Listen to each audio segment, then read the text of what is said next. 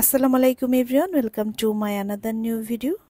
আজকের রেসিপিতে থাকছে মুচমুচে কুড়মুড়ে সুজির পাকোড়া। সুজি দিয়ে যে এত সুন্দর মুচমুচে ও কুড়মুড়ে পাকোড়া বানানো যায়, এটা কিন্তু ট্রাই না করলে কেউ বুঝতেই পারবে না। সুজির এই পাকোড়ার রেসিপিটা কিন্তু আমি প্রথমবার ট্রাই করেছি, আমার বাচ্চারা খুবই পছন্দ করেছে এই রেসিপিটা। আশা করছি আজকের রেসিপিটা আপনাদের কাছে ভালো লাগবে। সুজির পাকোড়া তৈরি করার জন্য প্রথমেই আমি এখানে নিয়ে নিচ্ছি 1 কাপ পরিমাণ সুজি। সুজিটা কিন্তু আপনারা হালকা তেলে বা ভেজে নিতে পারেন, তো এখানে আমি না ভেজে আজকে তৈরি করছি। তারপর দিয়ে দিচ্ছি সামান্য পরিমাণ টক মিষ্টি দই। এখানে কিন্তু আপনারা টক দইও ব্যবহার করতে পারেন। আমার বাসায় যেহেতু টক মিষ্টি দইটা ছিল, সে কারণে আমি টক মিষ্টি দইটাই ব্যবহার করেছি। তারপর দিয়ে দিচ্ছি প্রায় হাফ চা চামচ পরিমাণ লবণ, দিয়ে দিচ্ছি হাফ চা চামচ পরিমাণ হলুদ গুঁড়ো, দিচ্ছি 1 চা চামচের মতো চিলি ফ্লেক্স। আপনারা এখানে মরিচ গুঁড়ো ব্যবহার করতে পারেন, আর ঝাল যদি কেউ বাড়িয়ে খেতে চান তাহলে সেটা বাড়িয়েও দিতে পারেন। দিয়ে দিচ্ছি হাফ চা চামচ পরিমাণ বেকিং সোডা। তারপর সবগুলো উপাদান ভালোভাবে মিশিয়ে নিচ্ছি। ভালোভাবে মিক্স করা হয়ে গেলে এখন ধীরে ধীরে আমি কিছুটা পানি যোগ করব।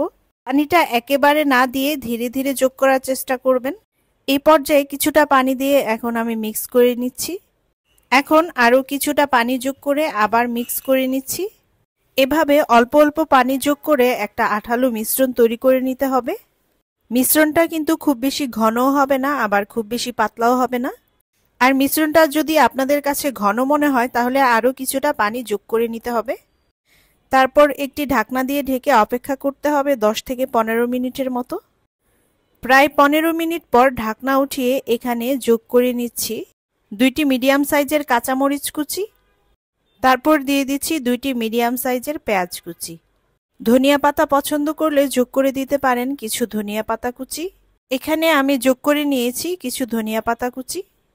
তারপর সবগুলো উপাদান ভালোভাবে মিক্স করে নিচ্ছি। ভালোভাবে মিক্স করা হয়ে গেলে তারপর কিন্তু এটা ভাজার জন্য রেডি হয়ে যাবে। এখন চুলায় প্যান বসিয়ে দিয়ে দিয়েছি পর্যাপ্ত পরিমাণে তেল। তেল গরম হয়ে আসলে সুজির পাকোড়াগুলো এক এক করে দিয়ে দিতে হবে।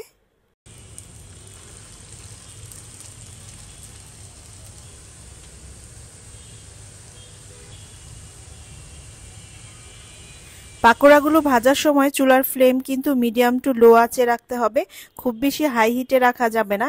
হাই হিটে রাখলে কিন্তু পাকোড়াগুলো বাইরে থেকে পুড়ে যেতে পারে। মিডিয়াম টু লো ফ্লেমে রেখে পাকোড়াগুলো ধীরে ধীরে ভেজে নিতে হবে, এতে করে পাকোড়াগুলো মুচমুচে ও কুড়মুড়ে হবে। এক পাশে গোল্ডেন কালার চলে আসলে পাকোড়াগুলো এক এক করে উল্টে দিতে হবে। এভাবে পাকোড়াগুলো ভেজে নিতে হবে। পাকোড়াগুলো ভাজা হয়ে গেলে পাকোড়াগুলো তুলে নিচ্ছি। এই পর্যায়ে পাকোড়াগুলো টিস্যু পেপারের উপর রেখে দিলে এক্সট্রা যে তেলটা আছে সেটা কিন্তু শুষে নেবে। এখন কিন্তু পাকোড়াগুলো ভাজা কমপ্লিট হয়ে গেছে, এক এক করে আমি এখন তুলে নিচ্ছি। সুজির এই পাকোড়াটা খেতে কিন্তু অসম্ভব রকম মজার হয়। আশা করছি আপনাদের কাছে রেসিপিটা ভালো লেগেছে।